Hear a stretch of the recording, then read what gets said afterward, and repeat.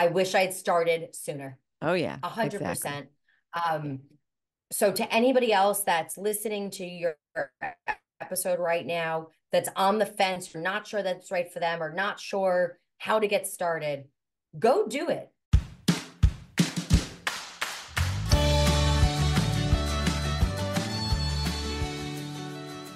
Welcome back, wealthy women, to our Women Creating Wealth podcast.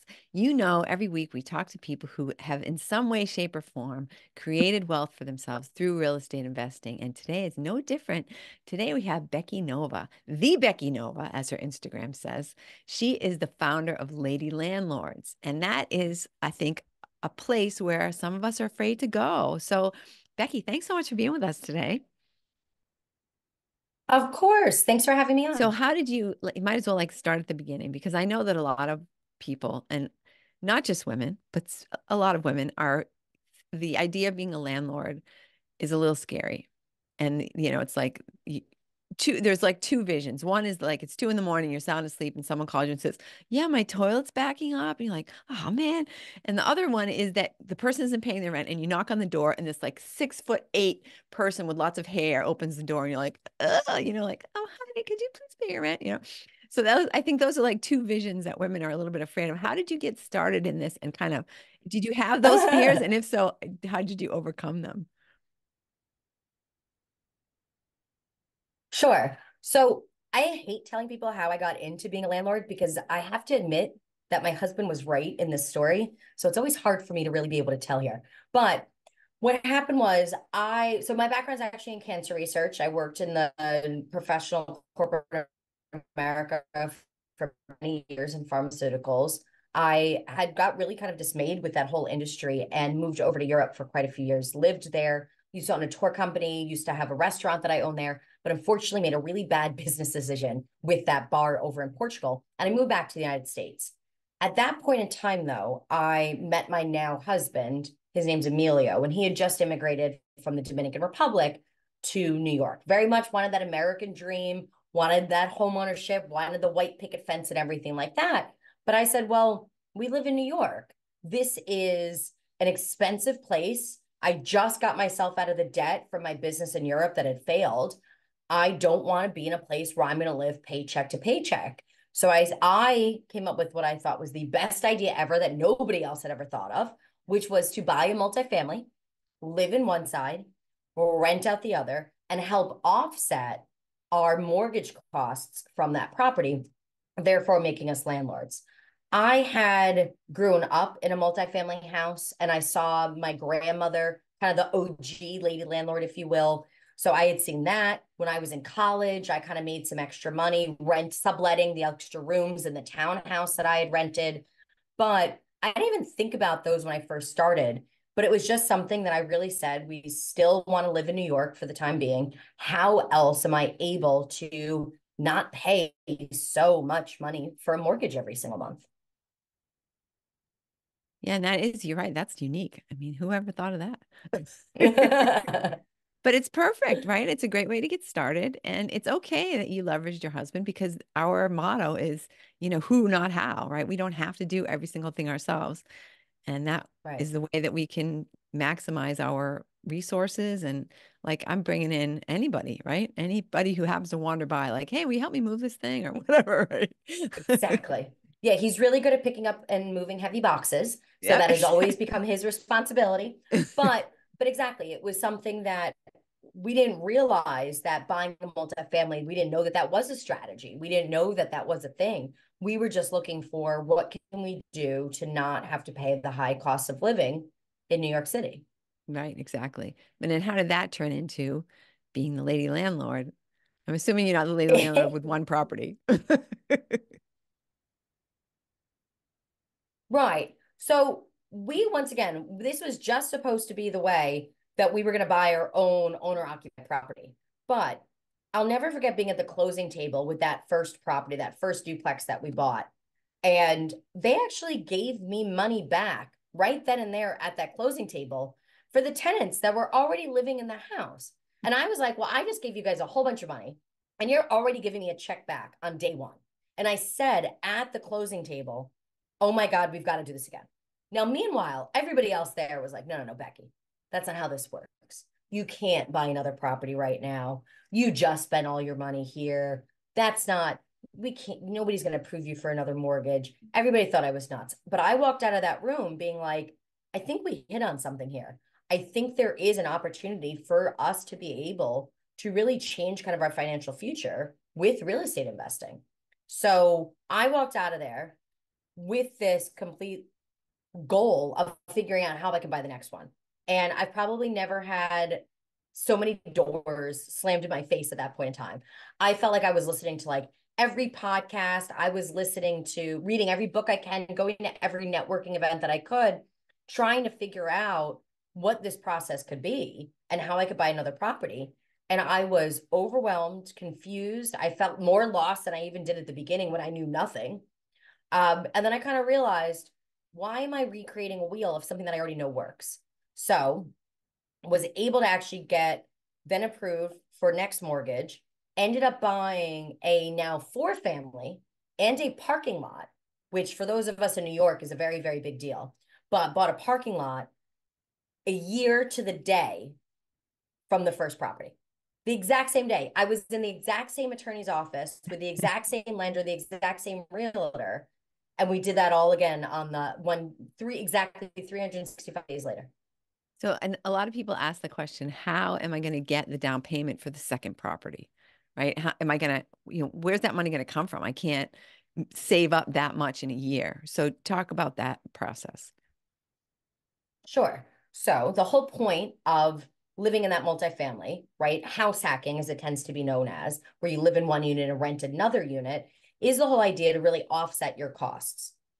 So in New York, being able to do that, that is huge. I was paying $2,000 a month for a studio, and that was a decade ago. I can't even imagine what it would be like to be able to sit on your bed, see your toilet, and cook at the exact same time. For I can't even imagine what they charge for that these days. But I was paying $2,000 a month. So when my husband and I then moved into this duplex, now we already had that rental income coming in from that other unit. But my husband and I still decided to pay that market rent for that unit. So we put that into our own little nest egg. So now we were already making money from that unit. The other unit, the tenants we had, actually covered the full mortgage. So I actually did not have to pay anything to actually live. I was already making, I think it was like $300 a month just by living there. But my husband and I continued to pay as if, once again, maybe not as much as that studio apartment now that we were living together, but really that market rent for that place. So within a few months, definitely by once again, the time the year came around, I had the down payment for another rental property. And it didn't feel like I was saving. It didn't feel like I had to scrimp or eat ramen for months to be able to do it, because I was actually still putting in less money than I would have if I was paying for what my rent had been at that previous time. Yeah, that's one of the benefits if you can start off with a property that you're actually living in, because then, right, you're like, I'm paying myself. Hey, this is great, right? I'm fattening my own purse by living here. Right. So that's what we've always been able to do for that. And then moving forward with other down payments, it was really just now the proceeds of the properties that we made on our rentals, in addition to the fact that we live for free, Yep. that we get paid to live. So did you Even can, better. yeah, even better, exactly. So did you continue on the anniversary to keep buying one property each year? Tried. Like, hey, here we are again. I've tried. We've actually been able to we've bought at least one multifamily every single year since we started investing in 2018. Um, and then honestly, there's been some years we've been able to buy properties in this year, which then you felt like we were at quite a bit. Becky, you're breaking up a little bit on that one, so maybe you could just repeat that. Sorry. Sure. Let me go back to where I was. Okay. So I've actually been able to purchase at least one multifamily every single year since we started getting invested in real since we started investing in real estate back in 2018. So every year we bought at least one. But what's been great is that there's been some years we've actually been able to buy now more than one property, more than one multifamily in the same year, just by kind of going with that same model of consistently using our profits for then that next property. So now, what is it? It'll be 6 years later now, now in 2024, and we have over 16 properties. Excellent. That's fantastic. Yeah. Thank you. And what do you think is I guess, what are some secrets or they won't be secrets once you divulge them, but some of the ways that you are being successful as a landlady, because you're not obviously having somebody else manage them, I'm assuming, or you wouldn't be teaching people how to be landlords, right? Right. We self-manage all of our properties. I think for me, one of the most important things was that I started systemizing my rentals at the very beginning.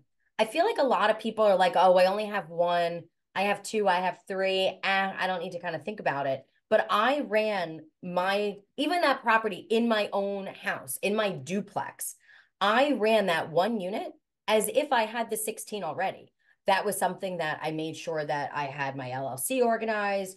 I knew I had a property management company set up, which was then the name that was on the lease. So that it wasn't specifically my name that was on the lease. So if I wanted to be like, well, you got to talk to that horrible property manager, she's always tells you no. I can that wasn't exactly my name on there, right? Yeah. I started to do that. I started to make sure that I had my ads ready to go, that I understood the marketing for properties. I started to create a folder for every single property. So that way I kind of had like my little fact sheet. So I knew when I bought it, where my mortgage was going to, what plumber was I had used before, what person I liked for as a handyman, who I didn't, where my pictures were, where my ads were. So then that way, if it didn't matter if I had one or four or 24, it was still a similar process. And I was minimizing my time while increasing my income on that property. Yeah, and that's what I've seen in anybody really who's been successful in real estate investing. They've had systems. They've had no matter what aspect of real estate investing, they've got the system, and that is, reproducible time and time again, and that makes life easy, and it sets you up for success. Absolutely. Right. I now live out of the United States for half of the year. I get to go travel, and I still manage my properties from anywhere in the world because I can do everything from my phone. Isn't that nice? Right. So we're in the age of technology for sure. Let's utilize the options that we have to really minimize our time. And I think systemizing has really been a key to not worrying about those calls in the middle of the night, to not being freaked out when all of a sudden you have a vacancy, to knowing exactly what you're going to do when you have a tenant that's not paying you rent. All of those things I think have been made so much easier when you really put those right systems into place. Yeah. So have you had throughout the years, have you had like a sort of a nightmare scenario that, you think, oh, okay, note to self, don't ever do this again? We've had a lot of nightmare situations. I mean, that's what's interesting. I really consider being a landlord in a customer service business. Yeah. I really do. I might own the house, but it's my tenant's home. And I really feel very strongly about that is something that my role is to provide not just four walls, but four clean, safe walls where people can really feel comfortable to make it their home. So because of that, there absolutely are situations. What I always find interesting is kind of those little like ethical debates about kind of how to manage certain situations that come up that you would just never put in a lease. So Right. definitely not a nightmare situation. But one of the early on situations that occurred for us with one of the first properties is we had a new tenant that had moved in, and she called us saying that the closet rod, as she was unpacking, just snapped in half and broke. She's like, well, I need a new closet rod. And we were sitting there being like, well, and she actually rented a 2-bedroom for the sole purpose of making one room a closet, right? Wow. So we knew she clearly had a lot of clothes and was bringing in, especially in New York. I was very impressed by that. But she clearly had a lot of clothing, a lot of things to be putting in that closet. So then we kind of were like, well, did the closet rod break because she put so much clothing on it that it was really a tenant fault for snapping it? Or was it literally the structural integrity of the closet rod that we had actually kind of bought, right? Yeah. Once again, not nightmare scenario. We're talking about like $25 for a closet rod. I'm going to spend $25 to keep a tenant happy. Right. But it was just one of those things that we were sitting there being like, that's an interesting thing to like call your landlord on. Like, is that from a responsibility perspective, is that really on us that we should be taking care of that? Or is that really kind of like tenant's fault? Like I said, we're not going to deal with something like that over, $25. But it started to bring up this idea that there's a lot of kind of those things that you really have to kind of decide, like, what type of landlord do you want to be? There are Yeah. absolutely landlords out there that are going to say, no, that tenant overloaded that closet rod. Why should I come out of pocket for that? So yes, I will absolutely get it for them. But not only am I going to charge for the closet rod, but also the delivery charge, also the mileage to go to the Home Depot to go pick that up, the time of the person to do so, right? All those things versus being on the other side that says, hey, for 25 bucks, I can get this tenant that's paying me great money that is renting a 2 bedroom with only one person in it. I think I can spend the $25, right? And we all get to make those decisions in our business. We are the CEOs of Right. our rental property. But I just always thought it was really interesting to see what kind of things fell in kind of that ethical kind of debate line.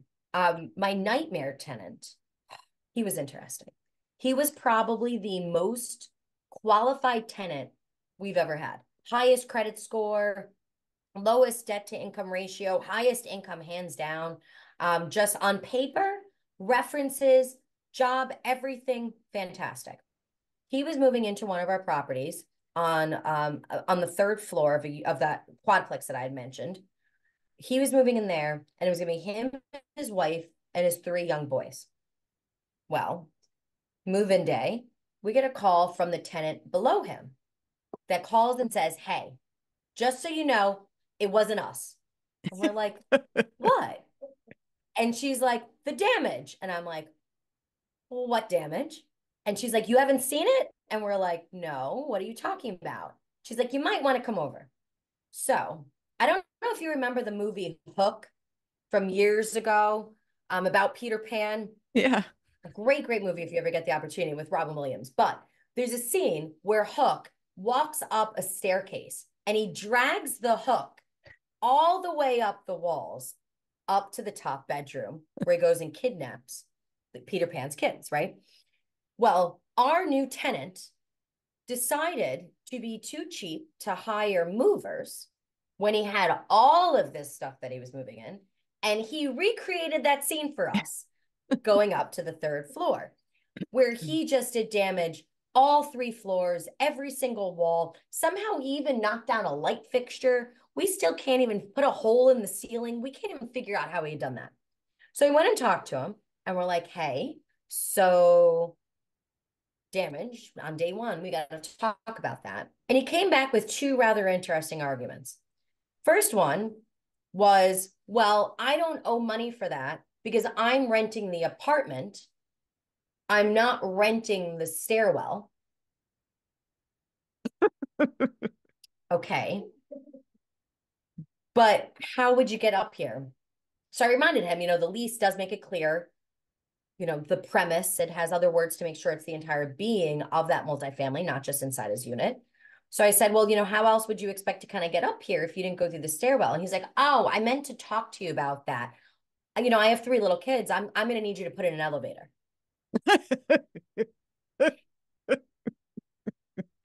This is a New York City townhouse built in the 1800s.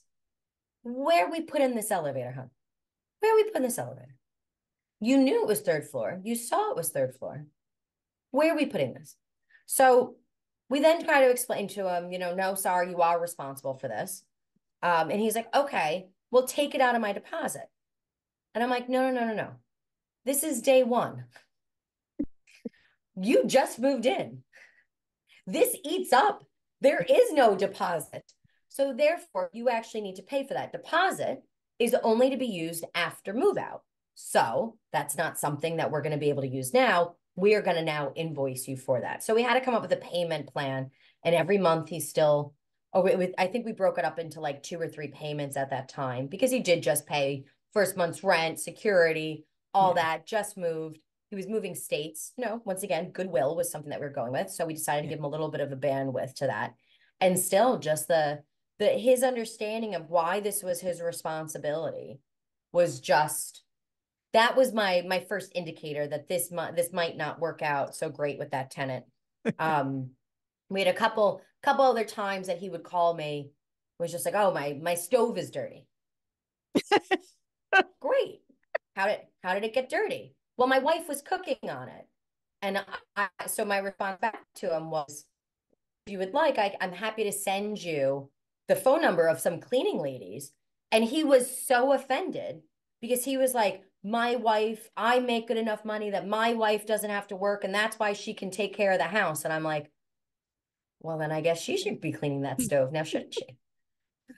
So he ended up moving out early, Thank which goodness, was huh? fantastic. Luckily, he moved out right before the pandemic, left the place an absolute disaster. Everything 4 feet and below was covered with pen, crayon, boogers from the kids. Um, and that was just a mess. But we ended up taking him to small claims, won our case, and actually he paid us back every single penny that he owed us. Wow. Amazing, huh? Right. What that means is all because you have a high salary and a good credit score does not mean you have common sense. That's So for sure. Exactly. What, I have to clean my own stove? What kind of a world is this? That's ridiculous. that's not something a landlord does. I'm confused. Right. Yeah. Funny story, real quick. When I was one of the properties I was managing at one time, it was, change of clocks. I'm going to go in and change all the batteries in the smoke detector. And I'm walking in and I can hear it from the ground floor. I can hear this beep, and then long time later, you hear the other beep. It's just starting to be bad. And I'm saying, which apartment is this? Why didn't they tell me that they were having this problem? I finally get to the right unit. And I said and he was home. And I said, hey, I want to change the batteries in your smoke detector. And I said, I'm surprised you didn't call me. And he goes, oh, that's what that is. He says, oh, it was driving me crazy. Oh my God. Yeah. But Yeah, even not even to inquire about that, not even to be like, hey, there's this beeping noise. What do exactly. you think it is? When I Oh got my there, he was God. wearing headphones. I don't know if that's why. He was Probably. wearing them to I block out wonder the how sound. long Like, though they're it'd been torturing me. beeping. One of my other favorite calls I got from a tenant, fantastic tenant. She's been with us for years. Never calls, never has an issue. Would, as I say this now here. But no, absolutely fantastic tenant. So when she called me, I was very surprised because that's also an understanding that phone calls are for emergencies. We set up a system so that way one has everything. We set up a system where we can really understand to triage maintenance requests or things that need to be handled versus emergency. So when she called, that to me signifies it's an emergency. She never calls, so I was like, I got to answer this immediately. Becky, we had there's a bug in the house. There's a bug in the house. You need to call an exterminator. We got a bug in the house. And I'm like, okay, got you. A bug. What type of bug? What type of bug would this be? I don't know. And I'm thinking, most people, especially in New York here, I'm thinking cockroach. I'm thinking something like that. Yeah. No, no, no, no, no. We got a mosquito. It's flying around the house. Oh my God, like it's in my kitchen. And I'm like, okay, it's mosquito. Like we got this. Where is it now? And she goes, oh, well, it flew out the window.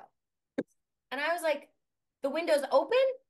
She's like, yeah, I had to open the window and pull up the screen. So I'm like, so the bug went back out the window? She's like, yeah, it's out. I'm like, okay, close the screen. And she's like, oh, yeah, okay. Close the screen. And I'm like, anything else I could do for you today? She's like, no, no, no, no. I'm good now. I'm good now. Well, hey, it Oh, says a lot about your okay. property that you never had a bug up till then. Absolutely. But she just, went over the deep end there. I thought it was absolutely hysterical. It was one of my like favorite calls with her. She keeps a very clean house. We like to also support that from, the way that we manage our houses as well. So when she called me, we were so concerned about like what this bug was. And then when I realized she had the window open and a mosquito flew in, I was like, okay, we can fix this here. We can fix this.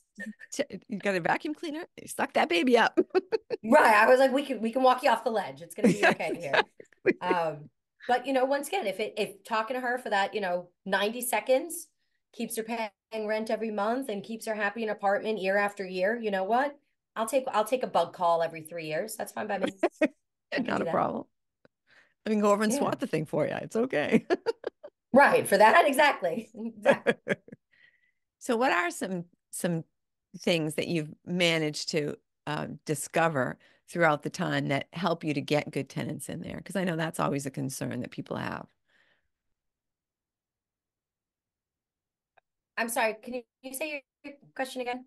Sure, yeah. I was just throughout the years, have there been guidelines or tips or tricks that you've used to help you to get those good tenants? Things that you've sort of discovered throughout your tenure.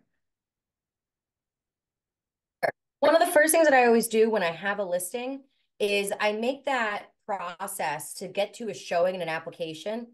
I make that very clear and I lay out what those instructions look like. To me, if you can't follow instructions before you move in, you're probably not when you move in, right? You're in that desperate position as an applicant trying to secure housing. You're going to do probably is a little bit better than you normally would once you actually know that you have a home. So if you can't follow instructions from the very beginning, we're probably not going to be a fit for each other. So I make it very clear that I give them when people inquire about the property, I give them a pre-screening questionnaire to complete.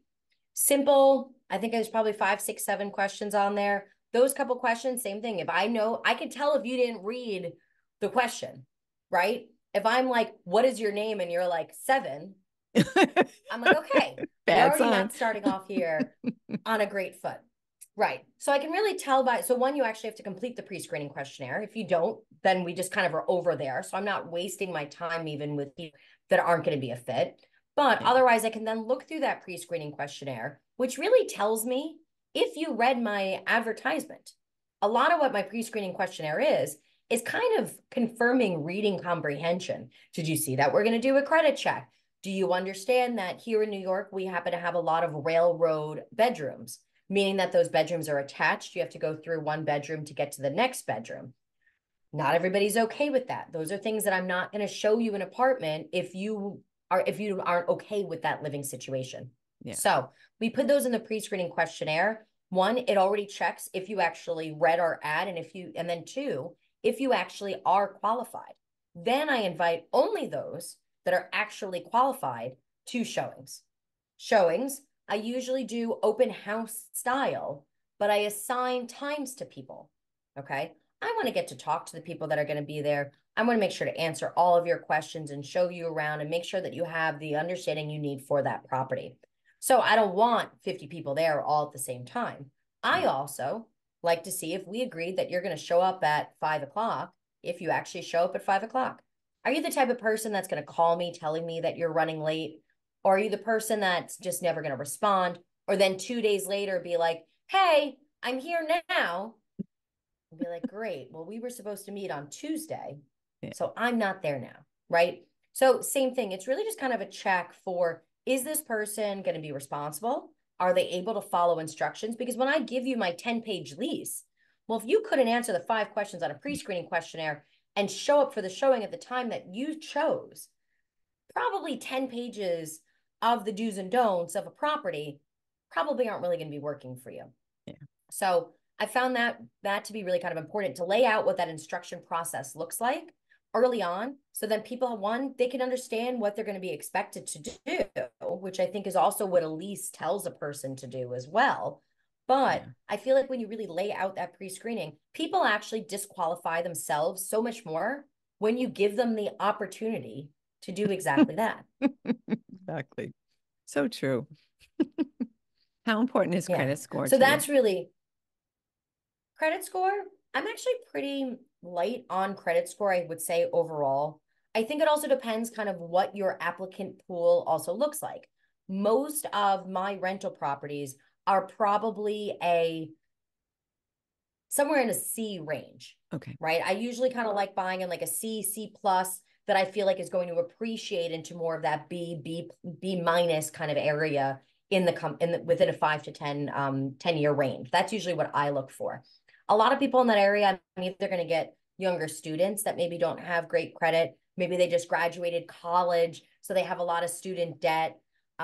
Medical debt is something that, as somebody that once again has worked in the pharmaceutical industry for 15 years, medical debt, something I absolutely understand. So I feel like it's really important, not just the number, but to actually have an understanding of what that credit score is really telling you. I think that's kind of important.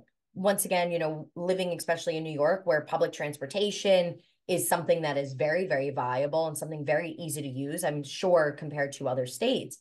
But if you have a car that is 50% of your annual salary, and you are making sure to make your car payments, but yet your phone, your electric, your gas, those things aren't being paid, but you're afraid that the car that you don't actually need is being repoed, and that's where you're getting dinged on your credit, I'm probably going to look at that a little bit more harshly. Right. I do set like what my minimum is because you have to consider all applicants against a standard. Right. But when I look at credit scores, I am much more understanding of certain situations like student debt, especially in America, compared to why are we not paying our electric bill?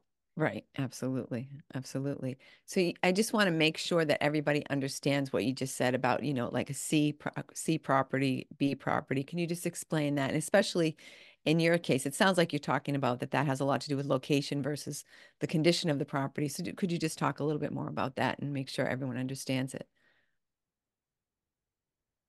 Absolutely. So when people talk about properties through a lettered scale, usually A, B, C, and D, what we're talking about there is really that location itself. Now, there is absolutely nothing that you're ever going to see on the MLS that tells you this is an A property and this is a C property. Realtors also are not going to give you that information, but it's really something that is really based on the eye of the beholder. So what could be an A neighborhood compared in your mind, Chris, compared to what I would consider an A neighborhood could be a little bit different. So usually your A neighborhoods are more of your single family properties, areas that are going to be probably higher income earners. People that are going to be mostly homeowners are probably going to be in that areas. Really kind of like your top areas. I picture, very manicured lawns where everybody has, a pool in the backyard and a security gate in the front.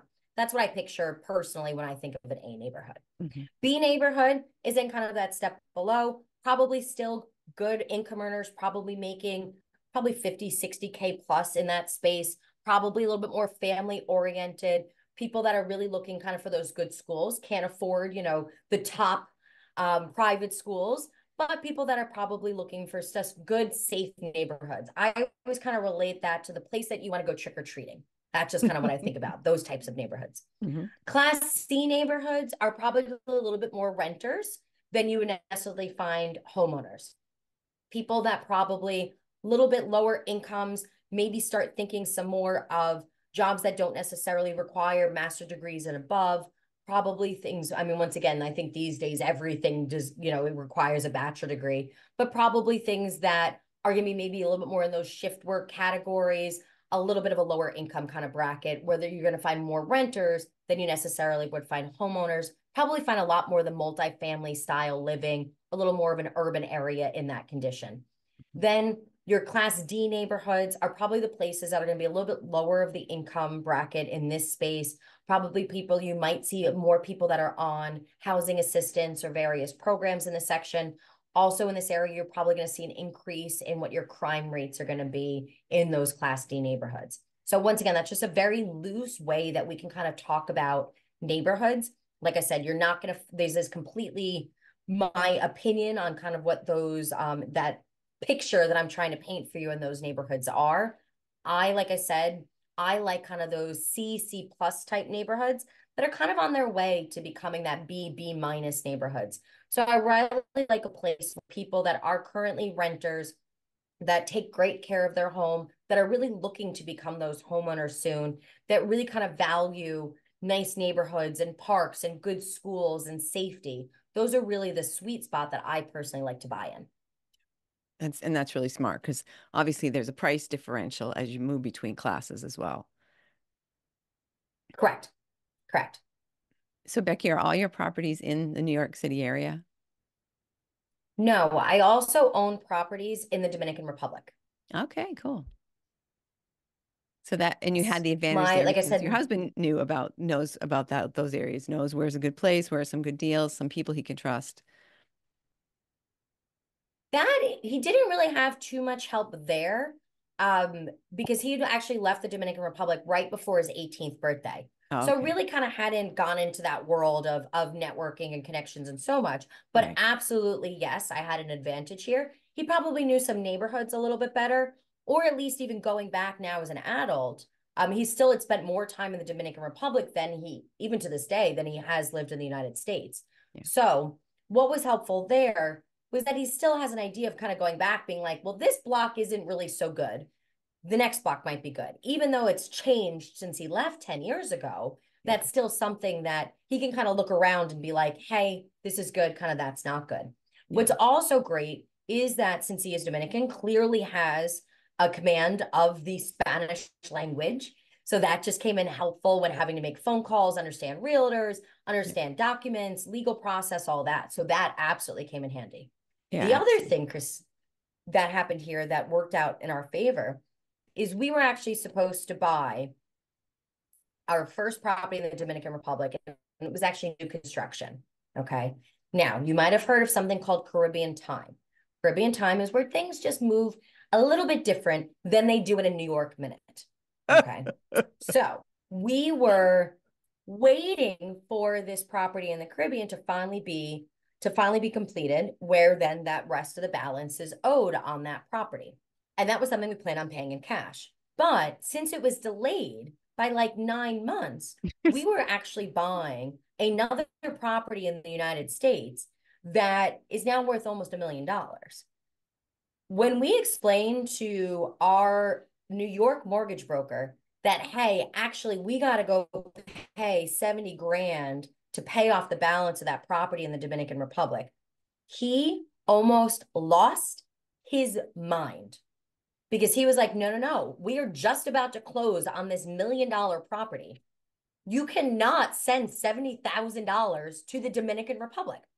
So the only thing that we were able to do was, since my husband is a dual citizen, the best solution we came up with was to actually take out a short-term mortgage on the property in the Dominican Republic as a Dominican citizen, then close on the property in New York. So we did not impact our numbers in the closing there in the United States. And then once we closed there, then we paid off the mortgage in the Dominican Republic, because our mortgage lender was very concerned that that was just going to be kind of a red flag Red here a flag. Yeah. week Banks before don't like stuff closing, like that. Yeah. that we're sending 70 grand internationally, What are they right? drug? What are they drug Our dealers? What's going on here? underwriter, Right. our underwriter did not like that Right. at all. So it was very much in our favor that my husband is a dual citizen, and we were able then to take that mortgage on the property just until we got past the closing.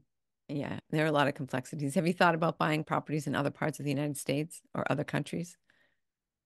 I absolutely have. Actually, even between when I was doing kind of that research phase, as I kind of mentioned earlier on in the episode here, trying to figure out kind of what way I can purchase another property as soon as possible. There were absolutely other states, other markets out there that were absolutely fantastic. I think one big thing that I learned about real estate over the years is that there are deals everywhere. There really are. There are in, regardless of what the economy is, I've bought in great markets, poor markets, even just in the past few years that I have, right? So people that have been doing it even longer have seen even more different types of markets than I have. But there are always deals. So you can find them in all 50 states have deals. They're all there. You just actually find them. So what Yeah. was interesting was I was very interested in growing my portfolio in other states, but I just keep finding deals in New York. And I personally, not everybody does, I personally love buying in New York because I can command much higher rents and much better cash flow. Right. Yeah, And that's absolutely. what the name of the game is for me, is really that cash flow. Yeah. Well, and there is something to be said for a market that you know, that you're comfortable in, that you can, and I mean, I too love being able to visit my properties, drive by my properties, like you don't necessarily want to have to get on a plane every time you want to sort of feel cool, like, oh, look, I just happened to be driving down the street and there's my house. Oh, you know. Right. I own three multifamilies in a parking lot on the same street. Yeah, just keep little by little, That's keep actually kind taking of over the nice. neighborhood, right?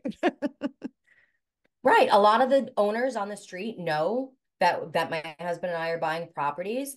They like that we're young and kind of what we're building. So they tend to come to us and tell us, hey, I think this person's selling. We're able to find tenants that ways. I've had tenants that have moved across the street, that have had families that have now grown, and we've been able to keep them in our rental business by just saying, hey, that's so fantastic on the new baby.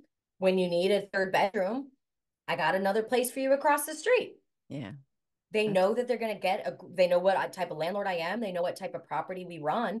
It's been great to keep, when you find a good tenant, keep a good tenant. yeah, So it's been really great to be able to have them grow with us as landlords.